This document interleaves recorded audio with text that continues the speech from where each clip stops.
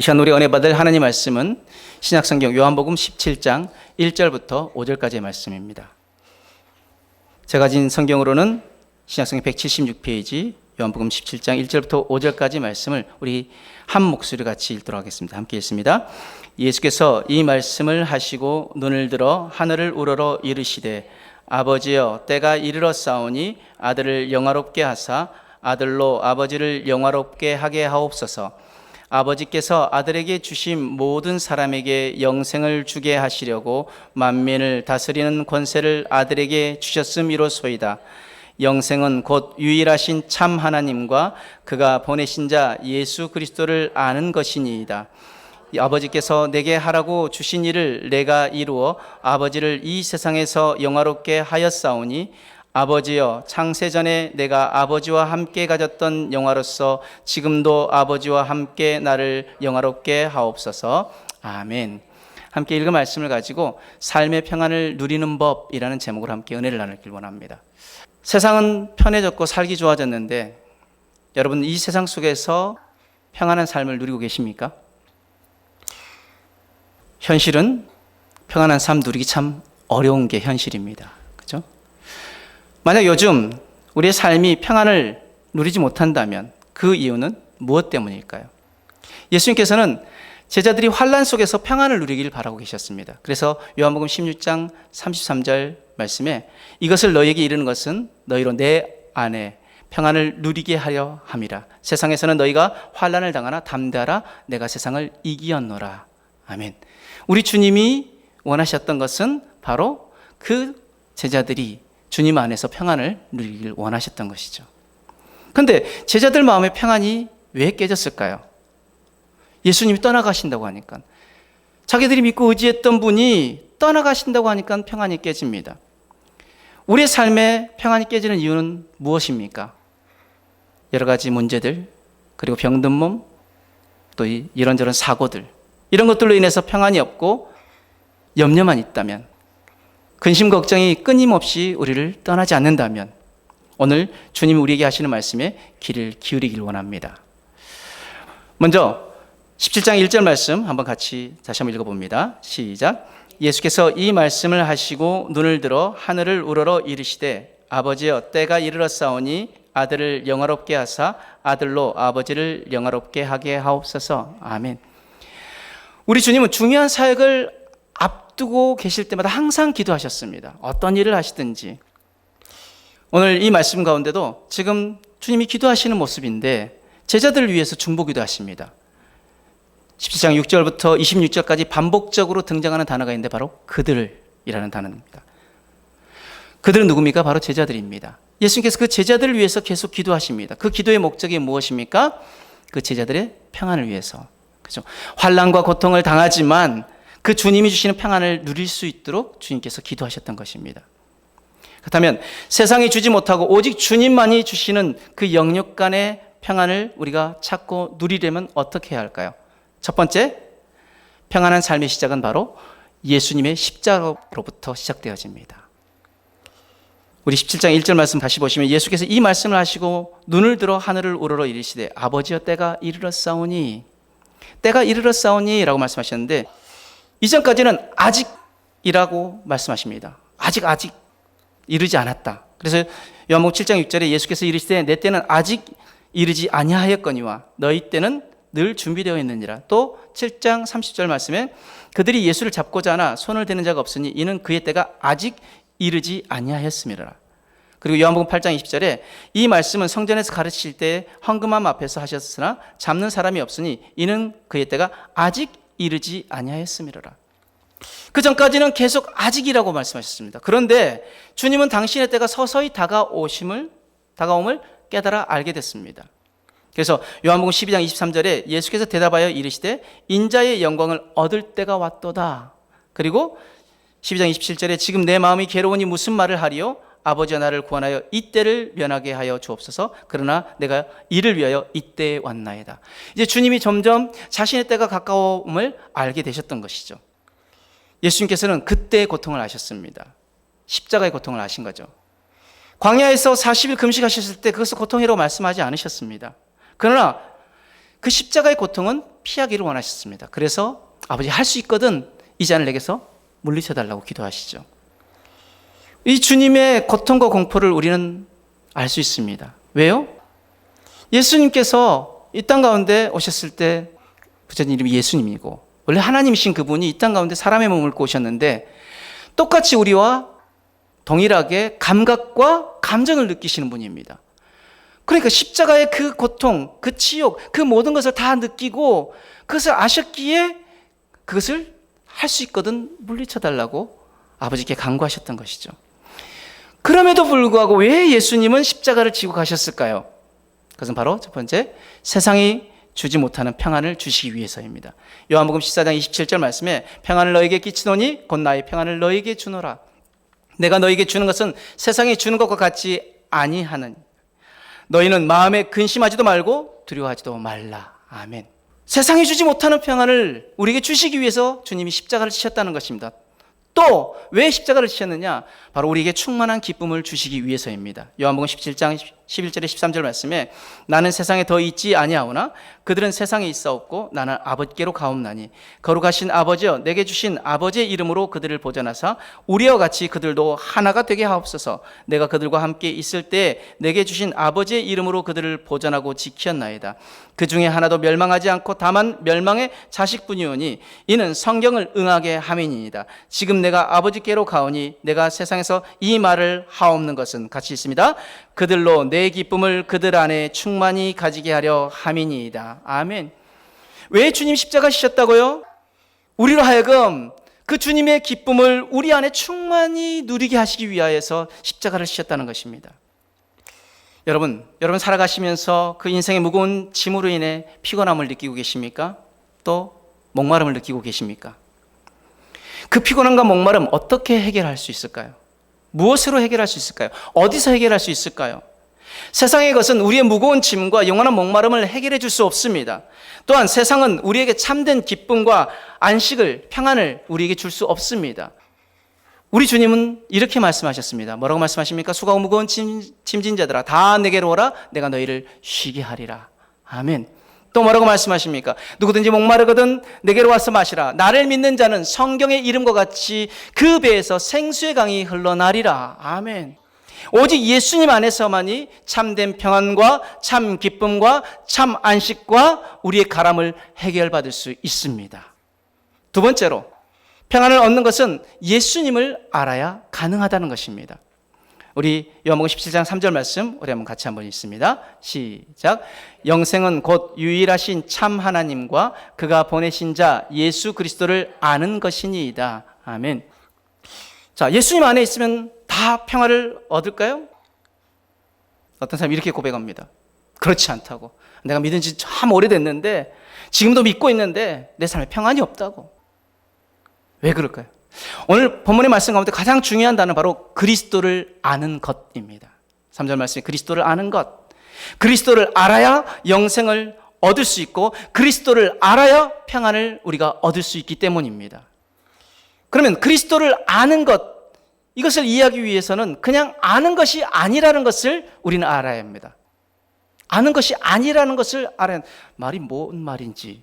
근데 잘 들으십시오. 아닌 것이 아닌 것을 알아야 한다는 것이죠. 먼저 그리스도를 아는 것은 인식을 뜻하지 않습니다. 여러분, 제 이름이 이문만인데 이문만 목사에 대한 인식 누구나 가질 수 있습니다. 제가 처음 만난 사람에게 저를 소개합니다. 안녕하세요. 오창제일교회 이문만 목사입니다. 제 이름이 좀 힘들고 발음이 어려워서 다 밑에 받침이 있어서, 그래서 제 이름을 기억하기 쉽게 하기 위해서는 여러분 문을 꼬리를 잡고 열 때마다 이문만, 네. 굉장히 외우기 쉽죠? 이문만. 네. 자, 그렇게 사람들이 제가 소개하면 저에 대해서 인식하게 되어지죠. 그런데 이런 유의 인식을, 그 지식을 안다라고 할 수 없다는 것입니다. 로마서 1장에 바울은 그런 지식에 대해서 분명하게 설명하고 있습니다. 로마서 1장 19절 21절 말씀. 이는 하나님을 알만한 것이 그들 속에 보임이라. 하나님께서 이를 그들에게 보이셨느니라. 창세로부터 그의 보이지 아니하는 것들 곧 그의 영원하신 능력과 신성이 그가 만드신 만물에 분명히 보여 알려졌나니 그러므로 그들이 핑계하지 못할지니라. 자, 지금 온 우주 만물을 통해서 하나님을 보여주셨습니다. 그 만물을 통해서 우리가 누구를 알 수 있습니까? 하나님을 알 수 있습니다. 그런데 하나님을 알되 하나님을 영화롭게도 아니하며 감사하지도 아니하고 오히려 그 생각이 허망하여지며 미련한 마음이 어두워졌나니. 자, 이 구절은 하나님을 아는 지식과 영생을 연관시키는 의미에서 하나님을 아는 지식에 대해서 말하는 것이 아닙니다. 만일 그런 경우라면 모든 사람이 다 구원받았을 것입니다. 하나님을 알기에. 그죠? 이것은 기본적인 인간이 하나님을 느끼는 인식에 불과하다는 것입니다. 이것으로는 구원받을 수 없습니다. 또 그리스도를 아는 것은 정보를 뜻하지 않습니다. 제 이름이 이문만, 그죠? 제 이름, 그리고 제가 성별, 남자인지 여자인지, 그리고 아버지는 누구신지, 너가 아버지 뭐 하시노? 아버지가 뭐 하시는지, 또 제 학교는 어디 나왔는지, 나이는 몇 살인지, 고향은 어딘지. 자, 여러분들 그것을 정보를 다 알았습니다. 이것만으로 저를 안다고 할 수 있을까요? 우리가 하나님에 대해서 알 수 있습니다. 그러나 하나님에 관해서 많은 지식을 가지고 있다고 우리가 거듭난다는 것은 아니라는 것입니다. 거듭난 삶을 우리가 살 수 있다는 것이 아니라는 것. 우리가 그럼 어떻게 거듭난 삶을 살고, 어떻게 우리가 영생을 누리는 삶을 살고, 어떻게 하나님의 자녀의 삶을 살 수 있을까요? 그것은 관계가 형성되지 않으면 우리는 하나님을 알 수 없습니다. 그래서 뭐라고 말씀하십니까? 영접하는 자 곧 그 이름을 믿는 자들에게는 하나님의 자녀가 되는 권세를 주셨나니 이는 혈통으로 육정으로 사람의 뜻으로 나지 아니하고 오직 하나님의 뜻으로 난 것이다 말씀하십니다. 자, 여기서 말하는 것은 무엇입니까? 하나님과 관계가 형성돼야 한다는 것입니다. 무엇의 관계? 아버지와 자녀의 관계. 그 아버지와 자녀의 관계가 형성되었을 때 우리는 하나님의 자녀라는 특권을 누릴 수 있고 하늘나라의 상속을 우리가 유업으로 받을 수 있다는 것입니다. 그러므로 예수님을 안다는 것은 지식을 뜻하는 것이 아니라 예수님과 인격적인 관계, 즉 사귐이 있을 때 비로소 진짜 알게 되어지는 것입니다. 안다는 단어는 히브리어 야다인데 이 야다는 부부관계 가운데 그 관계를 통해서 알게 되어지는 것입니다. 여러분, 처음엔 전혀 모르는 남남이었습니다. 제가 결혼을 했어요. 그 전에 뭐 연애할 때도 알게 됐지만 놀라운 사실은 연애할 때 알고 있던 배우자와 결혼하고 나서 느끼는 배우자는 완전히 다른 사람이더라는 것. 네. 근데 어떻게 알 수 있습니까? 그냥 밥만 먹는다고 알 수 있습니까? 교제를 통해서, 관계를 통해서, 또 부부와의 관계를 통해서 더 깊은 관계로 나아가서 그 사람을 정말 알게 되어지는 것입니다. 그래서 호세아 선지자는 뭐라고 말씀합니까? 우리가 여호와를 알자, 힘써 여호와를 알자. 그냥 아는 게 아니라 힘써 여호와를 알자. 이것은 지식이 아닌 깊은 사귐으로 나아가야 한다는 것입니다. 여러분, 우리가 상대방을 알기 위해서는 어떻게 해야 합니까? 힘써 알아야 합니다. 그냥 대면대면에서는 그 사람 제대로 알지 못합니다. 우리가 정말 그 사람을 알기 위해서 그 사람이 뭘 좋아하는지 찾아보고 또 같이 계속 대화를 나누고 시간을 보내고 관계를 형성하면서 그 사람을 알아가는 것이지요. 부부관계도 마찬가지입니다. 부부관계는요, 죽을 때까지 서로를 알아가는 것입니다. 더 깊은 관계로 나가는 것. 하나님과도 우리 관계도 마찬가지입니다. 하나님을 더 이전보다 더 알아가는 것. 어제보다 오늘 더 하나님을 더 알아가는 것. 작년보다 오늘 더 하나님을 더 알아가는 것이라는 거죠. 그런데 예수님을 몰라서 손해보는 사람들이 성경에 등장합니다. 마태복음 8장 28절에 34절 말씀에 예수님께서 가다라 지방으로 가시는데 귀신 들린 사람 둘을 만납니다. 그런데 그 귀신들이 예수님을 알아봅니다. 우리 8장 29절 마태복음 8장 29절 말씀 한번 읽어볼까요? 시작. 이에 그들이 소리질러 이르되 하나님의 아들이여 우리가 당신과 무슨 상관이 있나이까? 때가 이르기 전에 우리를 괴롭게 하려고 여기 오셨나이까 하더니 지금 귀신들이 예수님을 알아봅니다. 그런데 예수님을 몰라서 손해본 사람들은 바로 그 동네 사람들이었습니다. 동네 사람들은 예수님에 대해서 누구를 통해서 알게 됐습니까? 그 목동들을 통해서 듣고 그리고 나서 했던 행동이 뭐냐면 예수님이 그 마을을 떠나가시기를 간구합니다. 동네 사람들이 알고 있는 예수님에 대한 그 지식은 무엇이었습니까? 예수란 분이 왔는데 지금 자기 마을에 상당한 손해를 끼칩니다. 왜요? 귀신이 돼지떼로 들어가서 돼지떼가 다 비탈로 내려가서 다 바다에 빠져 죽으니까 2,000마리. 지금 여기 마태복음은 기록하지 않지만 다른 복음에는 2,000마리라고 이야기합니다. 그러면 자신들에게는 상당한 재산적인 손해를 끼칩니다. 돼지 한 마리 가격이 옛날에는 뭐 얼마 하지 않았는데 10년 전만 해도 2013년 기준으로 보니까 26만 원, 산지 가격이 26만 원. 그러면 한 어느 정도 될까요? 2,000마리니까 한 5억 2천 정도. 근데 요즘은 100kg 한 마리에 뭐 적게 받으면 50만 원 정도면은 2,000마리니까 10억이에요. 그러니까 자기 마을에 지금 10억의 손해를 끼친 그 예수님 때문에 마을이 지금 패닉에 빠져버린 거죠. 그래서 뭐라고 합니까? 우리 마을을 떠나가십시오. 예수님께서 계속 자신들과 함께 있으면 어떤 손해가 닥칠지 모르기 때문에 그러므로 예수님을 쫓아내야 한다고 생각해서 사람들이 예수님께 이 마을을 나가달라고 요청한 거죠. 이들은 예수님에 대해서 올바르게 알고 있었을까요? 제대로 알지 못했습니다. 그래서 손해보는 것이 무엇이었습니까? 다른 마을에서 행했던 예수님 기적을, 그 다음에 치유의 이적을 행하지 못하셨습니다. 그래서 병 고침 받지도 못하였고 그 하늘의 놀라운 기쁜 소식, 구원의 소식을 듣지 못했습니다. 최선적인 손해만 봤습니다. 그런데 예수님을 알아보았던 귀신들은 무엇을 얻었습니까? 자신들이 원하는 대로 얻었습니다. 바로 돼지떼로 들어가 그것을 몰살시킬 수 있었기에. 그러므로 예수님을 올바르게 안다는 것은 대단히 중요한 문제입니다. 그럼 예수님을 아는 사람의 축복은 무엇일까요? 마태복음 8장에 지금 그 귀신 들린 두 사람 말고 또 등장하는 두 사람이 있는데 바로 나병 환자와 백부장이 등장합니다. 이 나병 환자는 마태복음 8장 1절 2절 말씀, 예수께서 산에서 내려오시니 수많은 무리가 따르니라. 한 나병 환자가 나와 절하며 이르되 주여 원하시면 저를 깨끗하게 하실 수 있나이다 하거늘.